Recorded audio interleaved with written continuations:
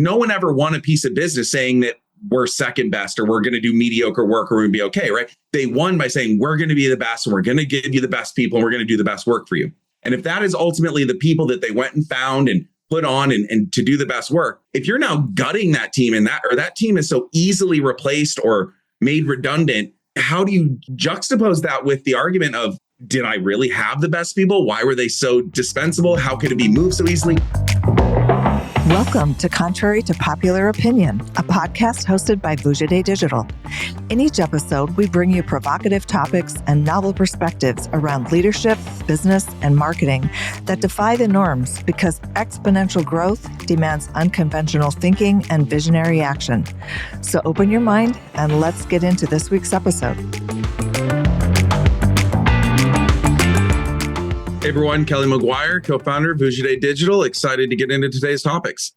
Hello, everybody. This is Todd, Juno, Kelly's partner. And today we have been chewing on each other's slack ears off and on all day long with lots of debatable conjecture about all the crap that's happening in the agency business, in the tech industry, even in our agency business, how we're trying to figure some things out. So I figured today we'll just kick a bunch of these topics around and maybe people will find it interesting. The first jumping off point we can talk about is you and I discussed today a lot about talent and the value of talent, or maybe the misunderstood value of people and talent in an agency service-based business role, what the optics and the perceptions are about how talent services work, how they are thought of inside the agency from a billable and utilization standpoint to what a client is paying the agency for said talent. And is it A talent, B talent, D talent, C talent, whatever level of talent it is?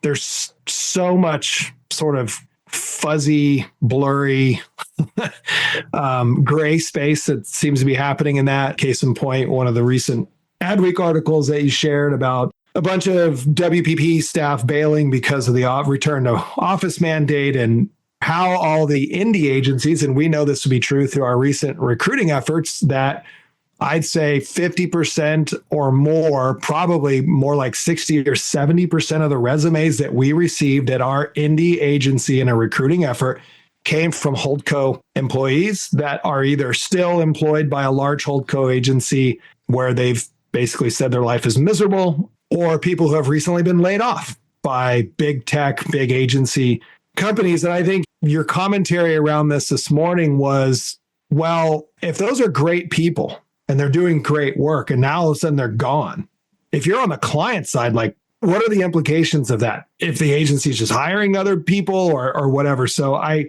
know you have a lot to say about this, but that's maybe the first point we can jump off on is what should clients, what should agency owners, any business owner, whatever, be thinking about their talent and the talent pool, and how do you justify it? Yeah, I find it brings up a lot of questions or interesting things to think about. And I won't pretend to have definitive answers to any of it, but I think it's a worthwhile thought exercise. You know, a lot of what we talk about is what does make a bad, decent, good, great, exceptional agency? What is good work versus decent work? Like, what is the spectrum? What defines value and outcomes?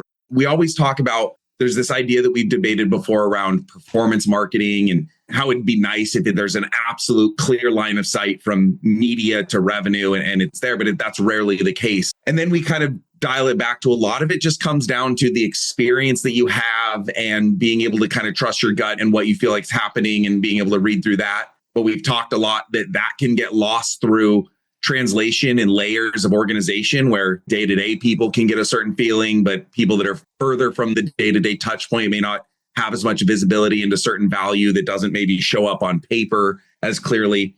And I say all of that to go back around to one of the things we talk a lot about is where the biggest value tends to happen, in my opinion, is in the people that are doing the work. And I think even that comes with a couple of layers to it, because there is both a level of talent of the people themselves and what they are capable of doing. I think sometimes it's not even necessarily the capabilities or the talent of the people. Sometimes you can have great people that are handcuffed or not allowed to do the best work that can create issues. So it points out that it's a very layered cake. There's a lot of components that can dictate whether or not you have a good or bad experience, or whether or not you're getting your money's worth or your value's worth or what you're paying for. But I think what really struck me as underlying that argument in that article is at the scale that we're talking about.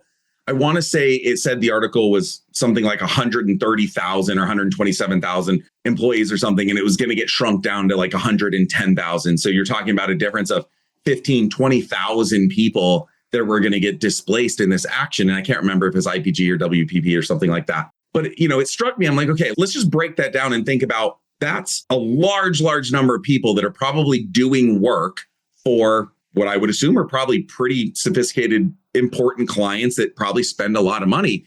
And we always talk about this. Agencies win business on promising the best. Like no one ever won a piece of business saying that we're second best or we're going to do mediocre work or we're going to be okay, right? They won by saying we're going to be the best and we're going to give you the best people and we're going to do the best work for you. And if that is ultimately the people that they went and found and put on and to do the best work, if you're now gutting that team and that team is so easily replaced or made redundant, how do you juxtapose that with the argument of, did I really have the best people? Why were they so dispensable? How could it be moved so easily? What's happening to the clients that are losing those people? Or where's that talent going to go? Where are they going to be fostered? Why are they unhappy? And what is going to get the best out of them? And how do I hire the entity that's producing that? And again, this is a very fragmented thought process because there's so many different questions that it raises that start to go back to what we talk about a lot, which is how do people evaluate and analyze what they're getting, who they should be working with, what they should be paying for what they're getting, if they're getting the best, what are the signals that tell you how your marketing and the people responsible for that relationship are showing up for you. And I think there's a lot to unpack. There are a lot of avenues, but that's kind of that scattered thinking that brings to mind is it's crazy that this thing can highlight how fragile or unknown a lot of that could potentially be. Well, there's two other things I want to sort of circle around that we talked about. One of them is that you expressed how frustrated you are with having to justify our existence of doing what we do, which we argue is more than what your average competitor that would be dubbed a media agency would do, and that we do it better. You have a lot of frustration around the idea that we have to justify that and then yet also have to justify, again, the talent pool, right? That there's a talent pool that contributes to that. But this idea of agencies having to justify their existence, justify their fees, and then you and I thinking about our company. And if we are to just be compared as a media agency to another media agency, what differentiator can we really showcase, right? We're a service business. At the end of the day, we provide a service, which is delivered by people, just like a restaurant. You make food, you serve food. We make strategy and media execution and analytics as our food, and our account team serves it up to our clients, right? You have this huge frustration about being compared to other agencies where your belief is that we're better. And my counter to that is, well, I don't think we're the absolute very best and that there's nobody in the world that can be better than us. I think we're the best of the best, and there's other people that are in that category. There are other people who are just as good. Yeah, it's a tier. It's not a lone tier. I would agree with that. Yeah. It's a tier. And we would argue that we hire and pay people at the upper end of that tier. And that's just our brand promise, and that's what we go to work. But the struggle is real on how does anybody in that case, and we have friendly agencies that we're friends with the owners and they do what we do and they struggle from the same thing. How do we articulate that? How does the marketer know, the CMO? Forget the CMO. Let's just say the president of the company or the CEO of a company that never has talked to you or me, never worked with our teams. How are they going to know that we're better and that we're actually doing more work than maybe we're supposed to be paid for, and that the people that we've hired are smarter? And we sound like jerks for saying that, but hey, that is how we built our business. Our executive producer of our show gave us the context of, what makes Stanford, Harvard, Berkeley, UCLA different than just a state school. Are they really different, or is it just merchandising and marketing? Some people would argue it is, and that the curriculum and the academics and the teachers and the professors, maybe they aren't better. How do those schools differentiate themselves? We got a good debate about this morning, and it's a tricky, sticky area to sort of define as an agency of we're better. We just are. And I can't necessarily show you that on a slide.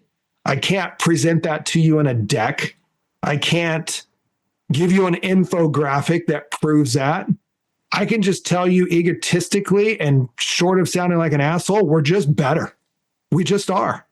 I think it comes down to that's validated again in the approach. It's not just saying it for the sake of saying it, but it is backing that up in putting mechanisms and processes and bandwidth to fulfill on that. Because I think a lot of it is built around how you show up. Not everybody sees how we show up.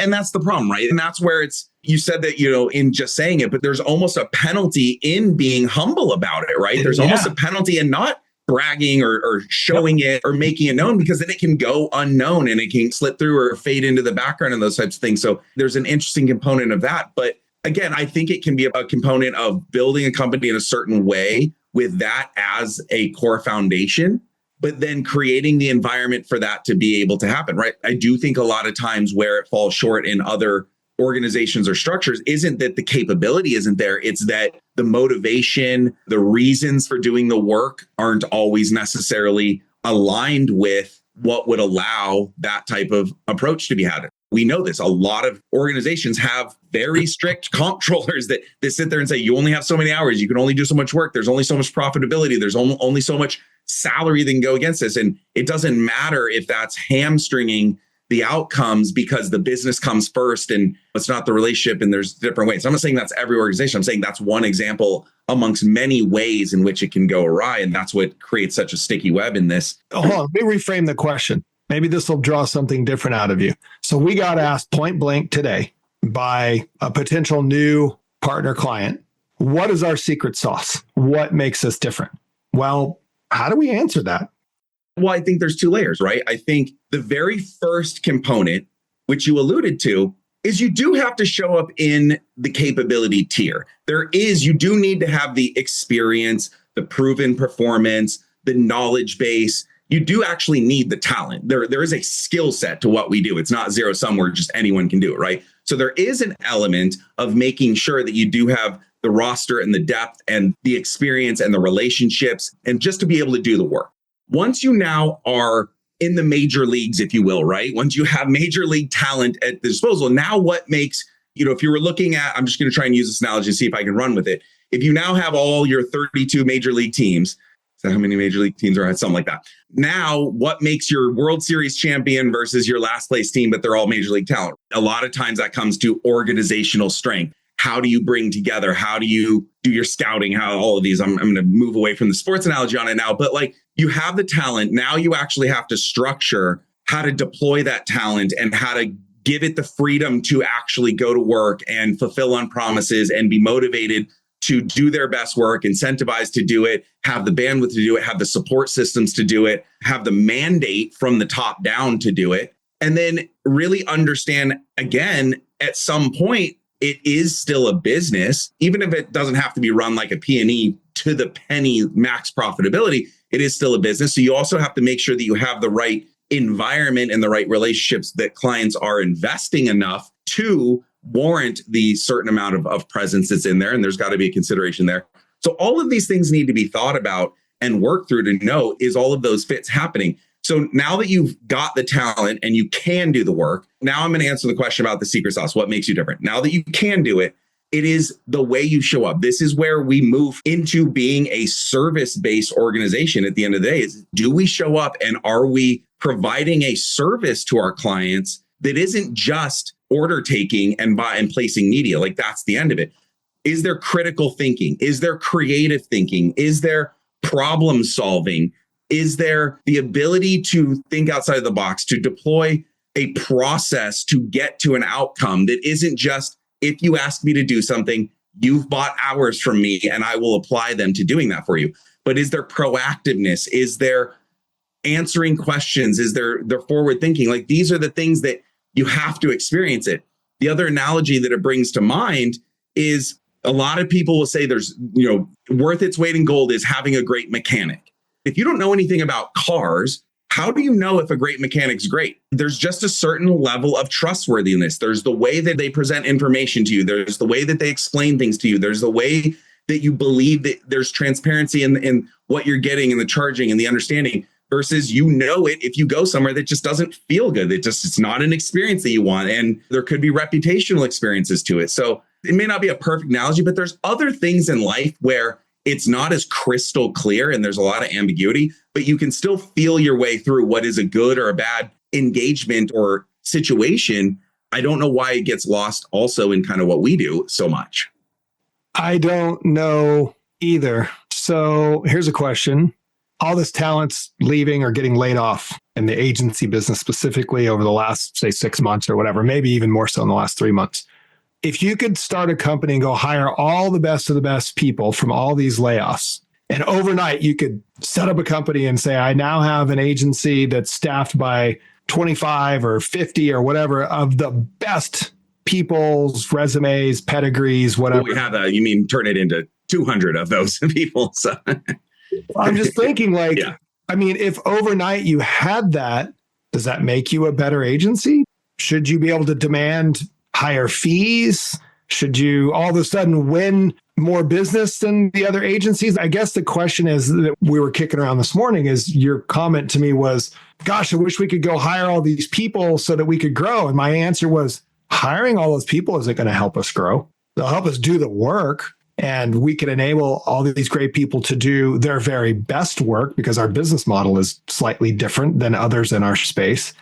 But maybe that's the answer to what is our superpower. It's an operational or a functional sort of empowerment of people and process that is our superpower, which ultimately results in better business outcomes from the work that we do. But, the argument is that you said if we hire all these people, we grow. And I'm like, no, we can't. Just sales is the only thing that agencies grow from is sales. You have to sell more clients to believe in us and hire us or any agency for that fact. And that's where the point of clarity came in, right? When I use the term, I wish, there's nothing technically stopping us. We could go hire all those people. Sure. But to your point, there's no point in that. So the stopping point of that and where the wish is based on is what allows for that kind of growth, which is finding the clients that have the resources and the need and the willingness to select an entity. In this case, I would obviously be hoping that would be us, that would provide that resource to go acquire that talent to then be able to deploy it in the way. And like I said, it's not just having the capability, right? You can have the major league talent and still not win the World Series, but you could also have minor league talent that no matter how great your organization is, they're never going to be able to compete at the major league level, right? So there is a difference there. So the fact that there are free agents out there that are very skilled, I just wish that there was the ability to be able to break outside of sort of the blinders that I think a lot of clients operate in, which is buying the promises and the fancy sales pitches and the history of here's what I did for a client 100 times bigger than you. So somehow that's going to matter to what I do for you. And in fact, you're not going to get any experience out of any of that.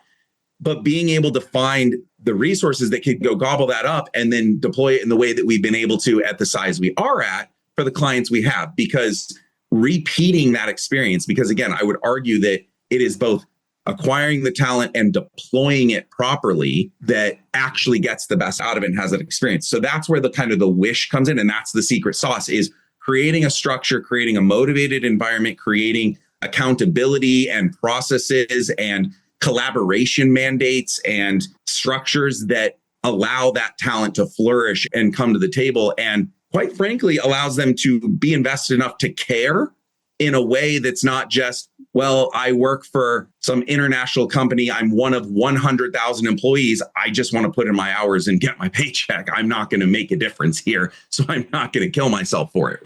So again, it's really just that wish is the opportunity to do what our vision is, which is being able to take the best, give them the bandwidth and the flexibility to thrive, to be the best that they can be, and to have clients that can ultimately benefit from that, but can understand that they are benefiting from that in a way that they wouldn't if they paid half the price or supposedly paid half the price or whatever other grandiose promises get made to win businesses. that ultimately end up in the clients we do win being like, I need something different, or us auditing accounts that are like, wow, there's some major flaws happening here. How did this ever happen? Well, it happened because whatever that big promise was that allowed that whoever we're taking over from to get hired certainly never made its way to the execution stage by any stretch of the imagination.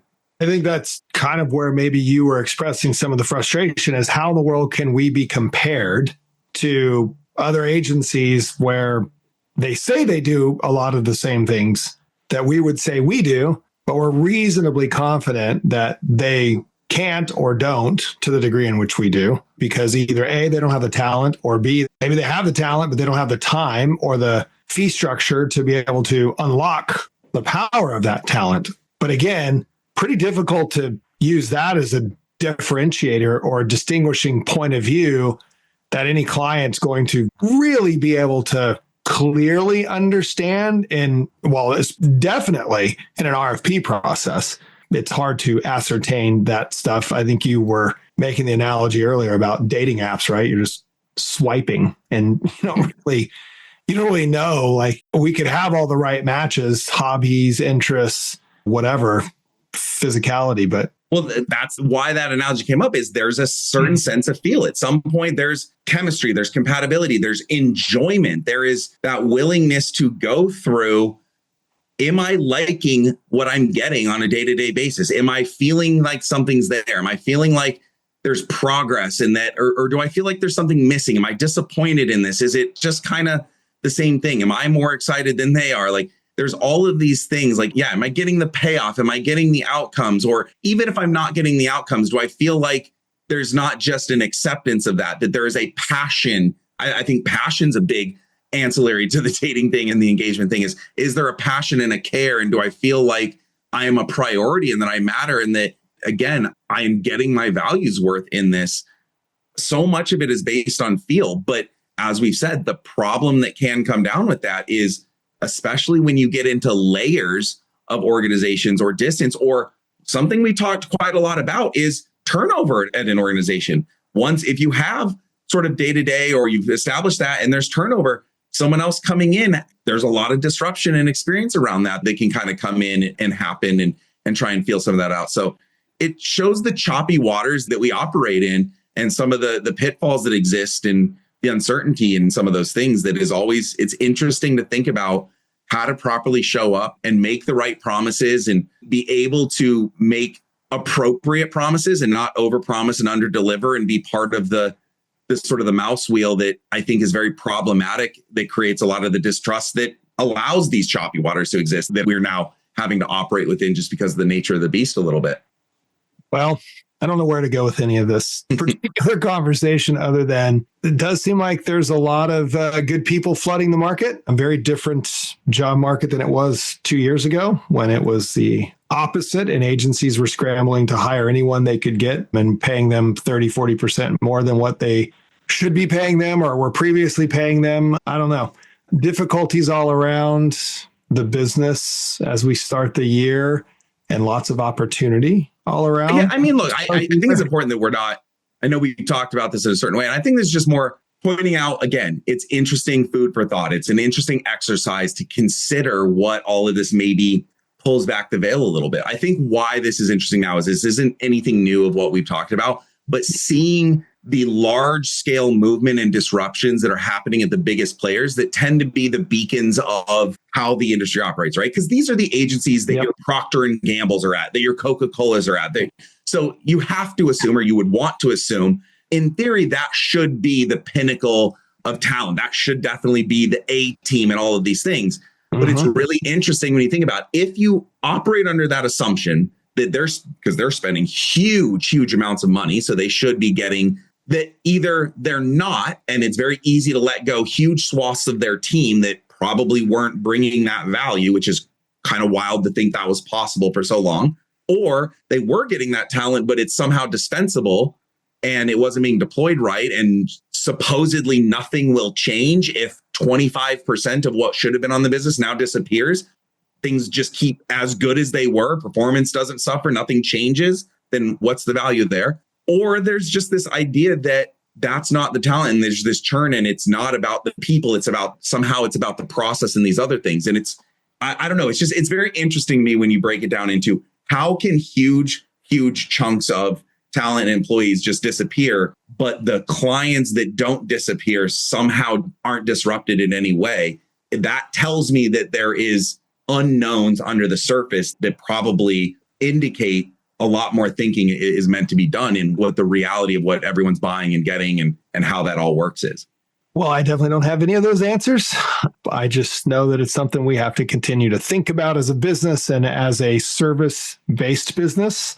When you don't like being compared to others, and if, no different than others, and what good are we, or some comment you made like that to me this morning in Slack, I don't know how to articulate that at this point in time. For us particular, what our clients experience with us, they claim is different than what they have typically experienced in the past with other agency service providers. So that's really the only validation that we can hang our hat on, is that somehow we do deliver a different service, and certainly a different business outcome, a better business outcome, because largely every media program we have taken over from another agency, we have outperformed. Otherwise, we would have been fired. Luckily for us, we have outperformed because we do have senior, really good people that are healthy and happy and paid well and are committed with passion and curiosity and pride to do the very best work. But I'll be damned if I don't go to my grave trying to continue to justify that to people who need further proof or evidence that they're getting the best bang for their buck. That's a struggle I think probably lots of businesses face, not just ad agencies, but all kinds of service businesses. They're constantly having to justify their presence and their fees. And that's a struggle that will always exist. Yeah, I mean, I always wish it was more quantitative than what I think it ultimately is. But I think there's so many variables and there's so much nuance to outcomes and data and sales cycles and the KPIs and the metrics and all that. Obviously, that's important. Obviously, there has to be positivity towards that. But the one thing that you can always have control over, and that I think everyone should strive for, again, is, I liken it back to sort of the dating experience, which is, what is your experience? What is your day-to-day? Are you being challenged? Are you hearing what you want to hear? Are you impressed with what's being brought to you? Are you seeing proactivity? Are you seeing passion? Are you seeing care? Again, are you seeing checked boxes? Are you seeing rinse and repeat reporting? Are you seeing green arrows up with little explanation? Are you getting engaged in meaningful, creative, critical thinking dialogue that feels like someone is thinking about your business moving forward? Or are you just getting service provider? We bought you some ads. We got you some impressions. Here's your CPA. Here's your KPI. Next week, you're going to hear from someone else because that person quit, or we're moving that talent to the next client. You have to be able to read between those lines and have that experience. And again, if I was on that side of the fence, that is what would matter the most to me, is, am I engaging in a meaningful way with the people that I am paying to do marketing for me? Or am I just getting a service that is literally anyone is logging in and making sure that my impressions are showing up in the marketplace and being plug and played on my behalf? Yeah, well, that also assumes that those people care about that stuff. Not everyone cares about that. But that's what marketing is, right? Again, maybe that's a different debate for a different day. What is marketing versus what is just media buying? Because I would argue, if you really think about that, those should be very different things. Media buying is one component of actual business impact marketing with lots of components that go into it. Right, which goes back to the original point of, if the application of talent and time and skill goes beyond just the basic service providing sort of tactics, how do you take credit for that? And how do you get paid for that? And how do you demonstrate that and merchandise that and articulate that? Those are all challenging questions, probably, well, for our business, certainly, and maybe for others in our space, most certainly as well, challenging for them. None of which I have the answers today. So I'm going to shut up and leave it at that, as we've had a long day around this debate and some great conversations with prospective new clients and existing clients. And every day is a battle. Every day is a struggle, and a reward as well when you win some of those battles and struggles. And then you wake up the next day and you go to work and start battling again. So it's the story of our lives. I think my word of the day has been critical thinking. And I think this has been a little bit more roundabout than some of the other shows we've done, but hopefully this sparks some critical thinking. People just asking some questions or thinking about experience or going through some thought process around, yeah, that is interesting. I wonder what that means. I wonder what that is. Because I feel like sometimes we all just get a little bit heads down, focused on what's in front of us. And maybe it's harder to pull back and really do some of that top down, bigger thinking and really, challenge some of that stuff. So, yeah, hopefully, whatever we're saying will cause people to pause and go, oh, yeah, I should think about that. Or I didn't think about that. Or I need to think about that. Or formulate an opinion that's totally opposite of ours. Maybe we're totally wrong. Who knows? Yeah, if we can be thought-provoking one way or the other, that's a good thing. So, yeah, I'll leave it at that. Good chat on Slack and on this podcast show of ours today. I will talk to you about another topic later on, another show. Thanks, everybody. Thanks. Thanks for listening to Contrary to Popular Opinion, where we challenge you to think independently, push the limits, and take uncommon action so you can achieve game-changing results in your business and your life. To stay up to date with our latest episodes, be sure to click the follow or subscribe button now. Thanks again for listening. See you next time.